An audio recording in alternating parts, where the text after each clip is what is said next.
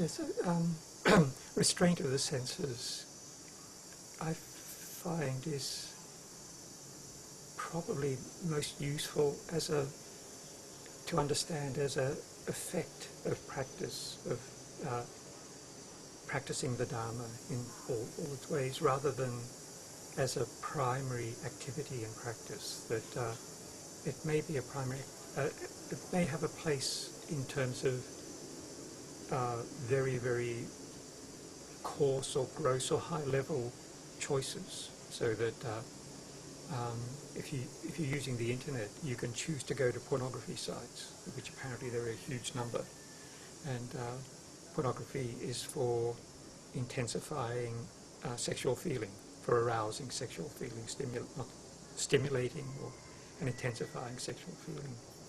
And so restraint of the senses, not doing that, that's the not scratching the itch part. The itch is still there, but not scratching it, which is counterintuitively the way to work towards freedom from the itch, is probably most intense in the sexual area. But it's a sign of how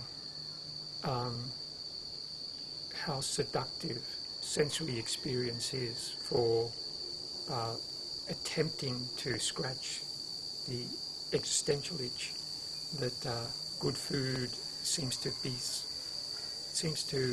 it tempts us with a sense of being satisfying, providing satisfaction, and so you can run around earning lots of money so you can afford to have $1,000 breakfasts or whatever, and you can look at that and see, well, what I do in order to get this satisfaction is quite strange when I look at the satisfaction for what it is. The taste of food is such a passing thing. What satisfaction does it offer? It's a good use for looking at sensory experience. A good way of looking at sensory experience is to use the Buddha's advice of seeing the misery, seeing the pleasure, satisfaction, seeing the misery, and seeing the escape. So at first we just look for the satisfaction and the misery. So when we're doing something because it tastes good, it feels good, then we're just centered on the satisfaction, and we like it to be as satisfying, the more satisfying the better. But the Buddha's advice is to see what the satisfaction is in that.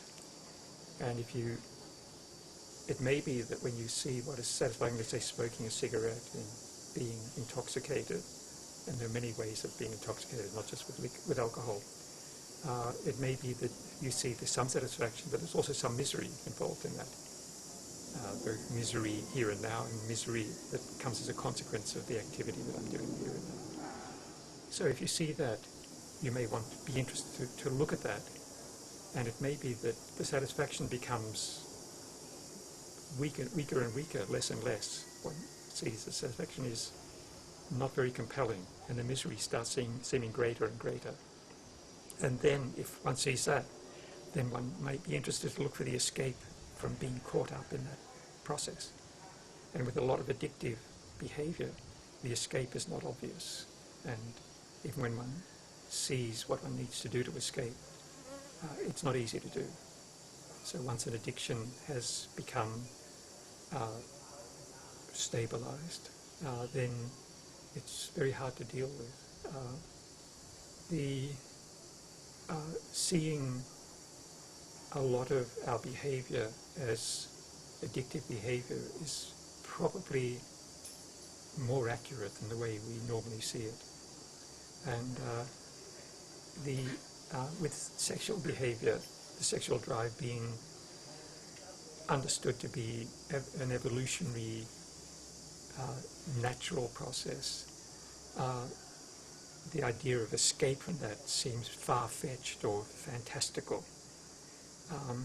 But we can at least understand the kind of hunger involved in seeking pleasant tastes when a lot of healthy food might be quite bland, let's say, or maybe actually a bit repellent or not attractive.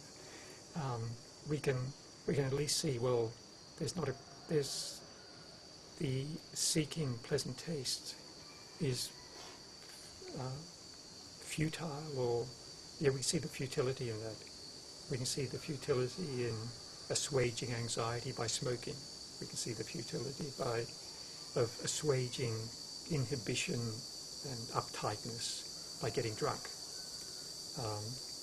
So these are all things we can work with, and they all suggest restraint of the senses as being a temporary thing to develop. It's something that we use as part of the process of escaping from addictions once we've felt the pain of addiction. And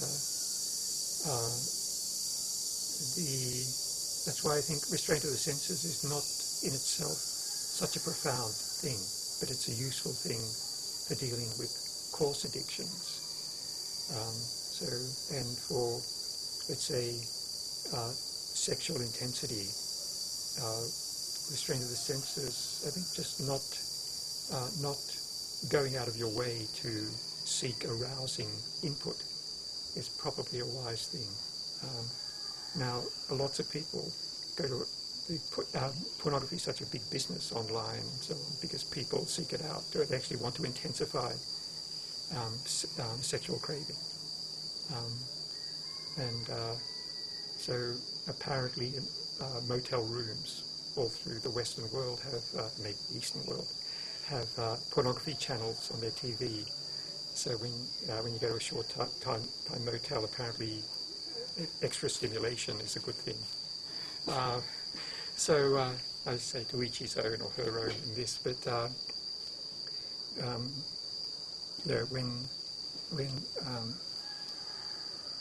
the age-old interest in aphrodisiacs shows that a kind of obsessive or addictive thing involved with sex, that when these sexual feelings are waning, people, or maybe men, I don't know, but men certainly, seek substances to arouse this again. Whereas it's at least possible that when sexual feeling wanes, it might be quite a relief.